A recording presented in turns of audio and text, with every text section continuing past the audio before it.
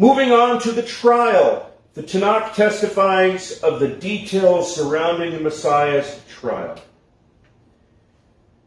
The Messiah's enemies would falsely accuse him and lie about it. Here we have Psalm 35:11. False witnesses did rise up.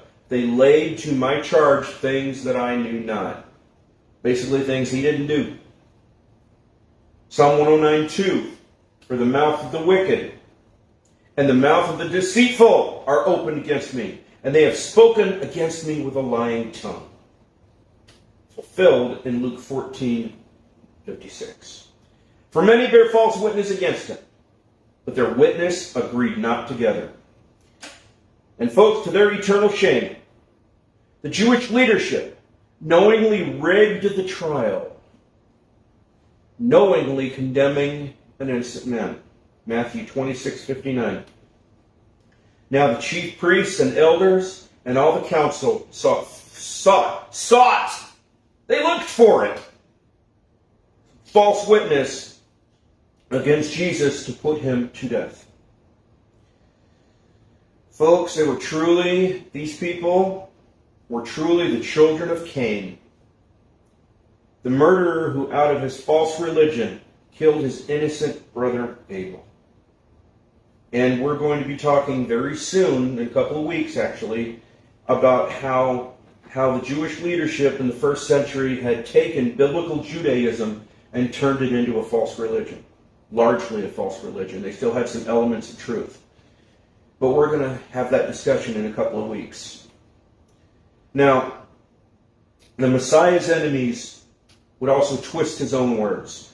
Psalm 56:5. Every day they wrest my words. All their thoughts are against me for evil.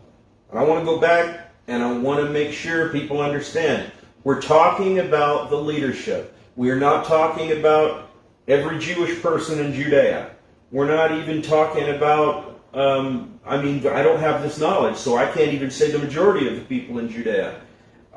Except for John 1:11, which says that his own rejected him. Okay? I can't say what number of the Jews were against him and what number of the Jews followed him. I don't know. But here we are only talking about Jewish leadership that did this. Okay? I want to make sure that we are clear on this. So they twisted his words. Every day they wrest my words. All their thoughts are against me for evil. The scriptures testify a lot about Jewish leadership challenging Jesus through the wresting of scriptures out of context. Now, here they do this blatantly.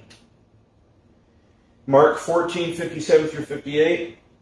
Okay, that they're twisting Jesus' words way out of context. There arose certain and bear false witness against him, saying, we heard him say, I will destroy this temple that is made with hands, and within 3 days I will build another made without hands. Folks, that's not what he said. That's not what he said at all.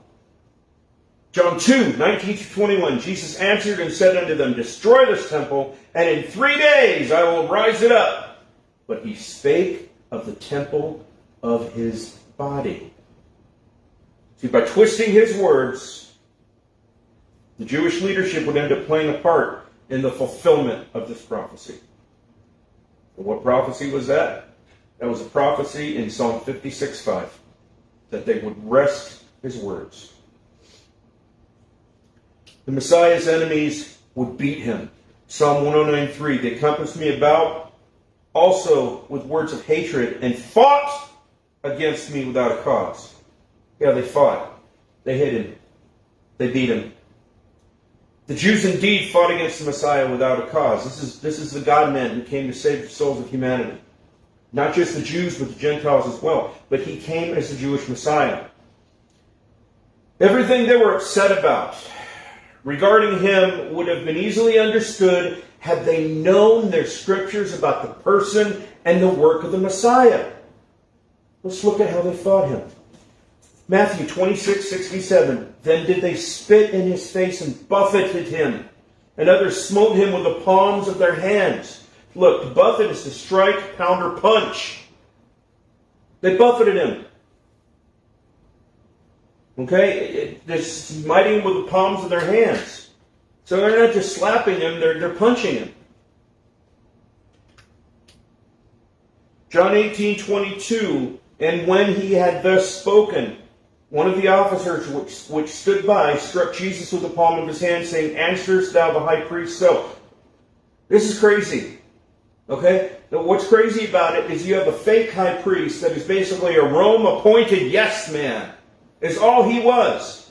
He did not have the lineage of the high priest. You know who did? John the Baptist had the lineage of the high priest. You know why? He was living out in the desert so that nobody could kill him.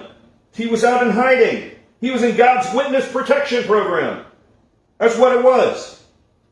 So here we have a fake Rome-appointed high priest who is nothing more than a yes man. And this officer slapped the true high priest in the face.